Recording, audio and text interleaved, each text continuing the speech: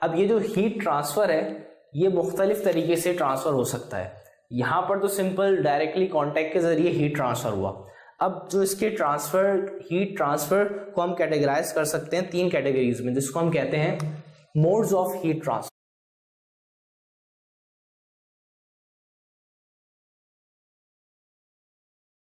Modes of heat transfer, जिसमें से first जो हम डिस्कस कर चुके हैं कंडक्शन। जो प्रीवियस एग्जांपल में हमने डिस्कस किया था ये था कंडक्शन हीट ट्रांसफर। अच्छा, इसी को हम एक और एग्जांपल से डिस्कस करेंगे। ये एग्जांपल हमारे हीट वाले टॉपिक में भी आ चुकी है, सेम केस है। ये हमारे पास एक कंटेनर मौजूद है और इस कंटेनर के अंदर मैंने वाटर मॉलिक्यूल्स कंसीडर कर लिए। Each ball is representing a molecule और इस कंटेनर को मैंने एक इलेक्ट्रिक स्टोव के ऊपर प्लेस कर दिया। अब कंडक्शन के अंदर होता क्या है, कंडक्शन के अंदर आप अगर देखें ये इस स्टोव से फर्स्ट जो हीट एनर्जी ट्रांसफर होगी वो इस कंटेनर के बेस में जो ये कंडक्टर मौजूद है, क्योंकि ये कंटेनर जो है इसकी बॉडी कंडक्टर से बनती है, सबसे पहले हीट एनर्जी ट्रांसफर होगी इसकी बेस में जो कंडक्टर है उसके ऊपर, और आफ्टर सम टाइम क्या होगा, ये हीट एनर्जी ट्रांसफर हो चुकी होगी कहां पे, ये जो इसकी वॉल है यहां पर।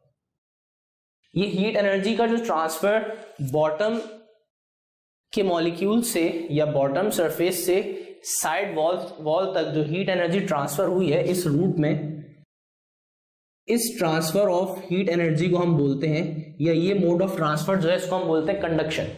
और ये कंडक्शन किस तरह हुई, this is conduction is due to the, जो कि इसकी डेफिनेशन है, is due to the collision between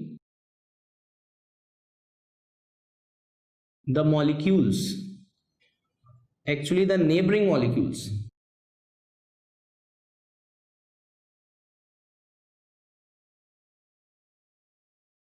ये जो बॉटम सरफेस पे मॉलिक्यूल था या मॉलिक्यूल्स से इन्होंने ये एनर्जी ट्रांसफर की अगले मॉलिक्यूल्स में, और ये कंटिन्यू होते होते यहां तक हमारी हीट एनर्जी पहुंच गई। तो इस तरह से कोलिजन्स के जरिए, मॉलिक्यूलर कोलिजन्स के जरिए अगर एनर्जी ट्रांसफर होती है एक जगह से दूसरी जगह, from one place to another place, तो this type of heat transfer is considered as the conduction mode of heat transfer. अच्छा, मोस्टली ये जो हीट ट्रांसफर है ये पाया जाता है सॉलिड्स में। इसके बाद जो next mode of heat transfer है वो है हमारा convection heat transfer. Convection heat transfer के लिए भी हम सेम एग्जांपल को ही अज्यूम कर रहे हैं। अब यहां पर ये तो हमने बात की कि इसकी वॉल में या इस कंटेनर की बाउंड्री का जो मटेरियल है इसमें हीट ट्रांसफर हुई। अब इसके अंदर जो लिक्विड मौजूद है, इस लिक्विड के अंदर जो हीट ट्रांसफर हो रही होगी वो किस तरह से हो रही होगी। सबसे पहले जो हमारी हीट ट्रांसफर हो रही होगी इस स्टोव से, उसमें एनर्जी जो रेज होगी या टेम्परेचर जो बढ़ेगा वो उन मॉलिक्यूल्स का बनेगा जो इस सरफेस के साथ फर्स्ट कांटेक्ट के अंदर मौजूद है, और इन मॉलिक्यूल्स की एनर्जी जो मैंने शेड कर दिए ये ज्यादा होगी निस्बतन उन मॉलिक्यूल्स के जो अनशेडेड हैं या जो अनफिल्ड हैं। एज अ रिजल्ट क्या होगा, जैसे ही इसके अंदर हम हीट एनर्जी या टेम्परेचर इनका राइज किया जाएगा इन मॉलिक्यूल्स का, तो इस टेम्परेचर की वजह से इसकी डेंसिटी कम हो जाएगी, और इनकी डेंसिटी कम होगी और एज अ रिजल्ट ये मॉलिक्यूल्स मूव करके ऊपर वाले मॉलिक्यूल्स की जगह ले लेंगे, और जो ऊपर वाले मॉलिक्यूल्स हैं वो इन नीचे वाले मॉलिक्यूल्स की जगह ले लेंगे। तो ये जो हीट ट्रांसफर हुआ by the movement of molecules, इस तरह के हीट ट्रांसफर को हम कहते हैं हीट ट्रांसफर थ्रू कन्वेक्शन। तो कन्वेक्शन की डेफिनेशन क्या बनी, हीट ट्रांसफर बाय द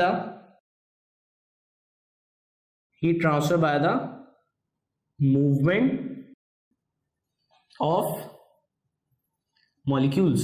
और मोस्टली कन्वेक्शन जो पाया जाता है वो फ्लूइड्स के अंदर पाया जाता है। और फ्लूइड्स कौन कौन से होते हैं, इट मे बी गैसेस और लिक्विड्स, मोस्टली कन्वेक्शन गैसेस और लिक्विड्स में यानी कि मटेरियल मीडियम में पाया जाता है। इसके बाद जो हमारी फाइनल या लास्ट और थर्ड मोड है हीट ट्रांसफर का, वो है हीट ट्रांसफर थ्रू रेडिएशन।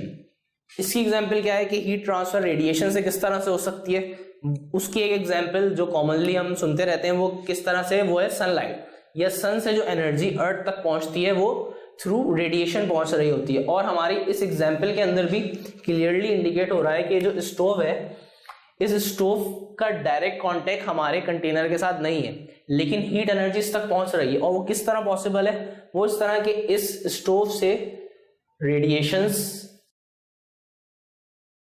इस कंटेनर तक पहुंच रही हैं जो कि हमें हीट एनर्जी प्रोवाइड कर रही हैं, और इस हीट एनर्जी के नतीजे में हमारे कंटेनर और मॉलिक्यूल्स तक हीट पहुंच रही है, जबकि यहां पर मटेरियल मौजूद है। और जो मैंने आपको दूसरी एग्जांपल दी जो कि सनलाइट की थी, तो सनलाइट से जो हम तक हीट एनर्जी पहुंचती है वो पहुंचती है विदाउट एनी मीडियम, यानी कि रेडिएशन के लिए जरूरी नहीं है कि हमारे पास मीडियम मौजूद हो, उसके बगैर भी हम तक हीट एनर्जी पहुंच सकती है। तो रेडिएशन की डेफिनेशन क्या बनेगी, it is the transfer of energy